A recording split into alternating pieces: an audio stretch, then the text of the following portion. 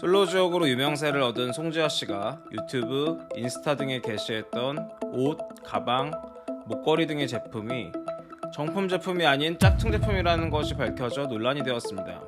오늘은 이와 같이 짝퉁 제품을 구매하여 사용하거나 이를 사진, 동영상을 통해 SNS에 업로드할 경우에 처벌을 받는지에 대해서 한번 알아보도록 하겠습니다. 상표법 제230조에서는 상표권 또는 전용사원권의 침해 행위를 한 자를 7년 이하의 징역 또는 1억 원 이하의 벌금에 처한다고 규정하고 있습니다. 그렇다면 이제 상표권의 침해 행위가 무엇인지가 궁금하실 텐데요. 상표권의 침해 행위는 상표법 제108조에 규정되어 있습니다. 침해 행위에 대한 법조문을 설명해 드리자면 제1항 제1호는 동일한 상표를 유사한 상품에 사용하거나 유사한 상표를 동일 유사한 상품에 사용하는 행위를 침해 행위로 보고 있고, 제2호에서는 동일 유사한 상표를 동일 유사한 상품에 사용하거나 사용하게 할 목적으로 교부, 판매, 위조, 모조 또는 소지하는 행위를 침해 행위로 보고 있습니다. 제3호에서는 등록 상표를 위조 또는 모조하거나 위조, 모조할 목적으로 그 용구를 제작, 교부, 판매, 소지하는 행위를 침해 행위로 보고 있고요. 제4호에서는 등록 상표 또는 유사 상표가 표시된 지정 상품과 동일 유사한 상품을 양도 또는 인도하기 위하여 소지하는 행위를 침해 행위로 보고 있습니다.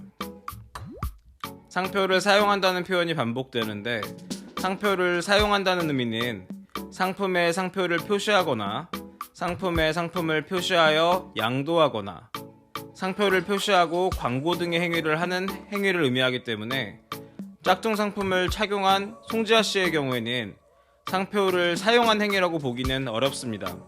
그렇다고 송지아씨가 상표를 위조하거나 그를 목적으로 용구를 제작한 것도 아니고 유사상표가 표시된 유사상품을 소지하고 있기는 하였으나 이를 양도 또는 인도하기 위하여 소지한 것도 아니기 때문에 상표 침해 행위인 상표법 제108조를 위반한 것으로 보기는 어려울 것으로 보입니다.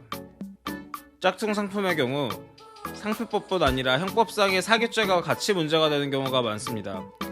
예를 들어 진품인 것처럼 속여 짝퉁을 팔았다면 사람을 기망하여 돈을 받은 것이기 때문에 사기죄가 성립하는 것입니다. 송지아씨의 경우 어떤 일들을 해왔는지 제가 자세히는 모릅니다만, 예를 들어 진품을 게시하는 조건으로 어떠한 경제적 대가를 취하였다거나 하는 사정이 없다면, 특별히 자신이 짝퉁을 구매하고 착용한 것으로 인하여 재물이나 재산상의 이익을 취한 것으로는 볼 수 없어 사기죄가 성립하지는 않을 것으로 보입니다. 유튜브 영상에 짝퉁 제품이 등장하고 송지아씨가 유튜브를 통해 수익을 얻었기 때문에 사기죄가 되는 것이 아니냐는 얘기도 많이 있었는데요. 만일 유튜브 채널의 본질적인 부분이 짝퉁 제품에 기인한 것이라면 시청자를 기망하여 재물과 재산상의 이익을 취득했다는 사기죄의 성립을 고려해볼 여지가 있겠습니다만, 단순히 영상의 일부분에 가품이 노출되었다는 정도라면 유튜브 시청자들이 그 짝퉁에 기망당하여 그 영상을 시청하고 호응했다고 보기는 어려운 면이 있을 것으로 보입니다. 한편 현행법상 처벌 규정에 해당하지 않는다고 하더라도 실제 샤넬이나 디올과 같은 상표권자 입장에서 송지아씨의 행위로 인하여 브랜드 가치에 손해가 발생했다는 것을 주장 증명할 수 있다면 이에 대해 손해배상 책임을 물을 수 있게 됩니다. 대개의 경우 회사 차원에서 가품 구매자를 상대로 공식적인 조치를 취하지는 않습니다만, 이번에는 짝퉁 논란이 매우 확산이 된 상황이므로 상표권자 쪽에서 법적 조치를 취할 것인지도 관심이 가는 부분이라고 할 수 있겠습니다.